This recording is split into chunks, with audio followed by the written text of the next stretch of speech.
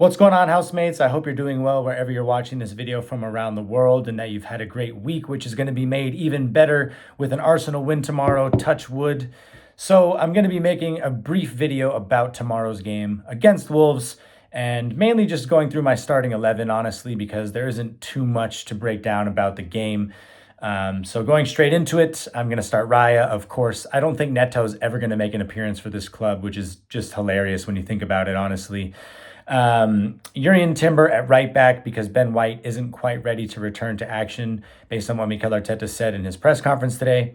I think you got to stick with Jakub Kiwior. He had a solid game against Dinamo Zagreb, and it's just really hard for me to justify moving all these different parts around just to keep him out of the 11. If you signed him, you got to play him.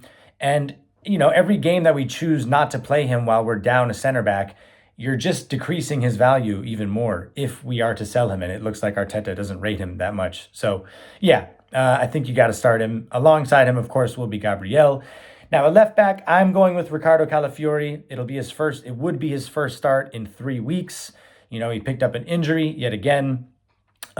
There's some shouts for Kieran Tierney to start, and I can't lie, I forgot about him even as an option when I made my post today on Instagram. But I just don't think it makes sense to start Tierney if we want him to go back home to Celtic this month.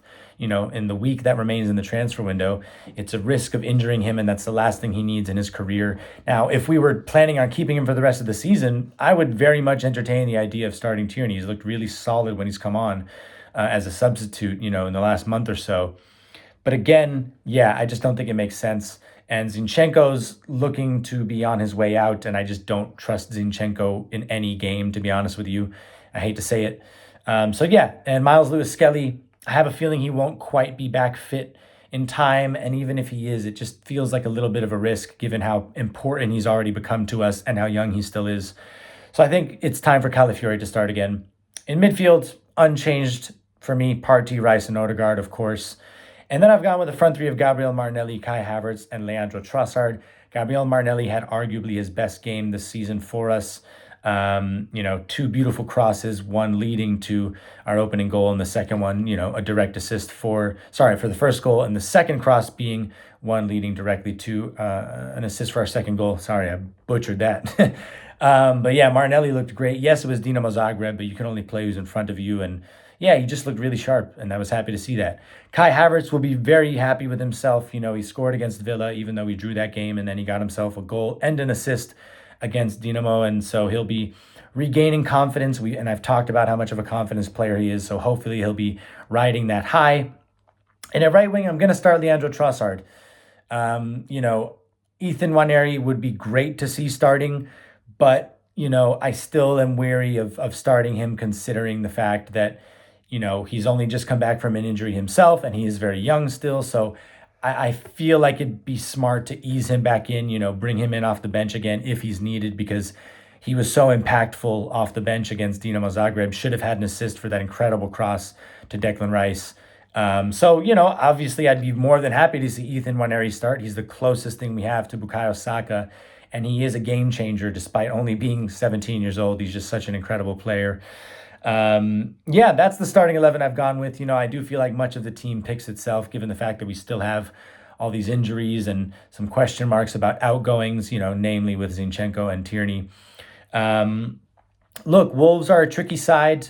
Mateus Cunha, we've been linked with him all month. I have never really felt that he was going to join this month, but really good player.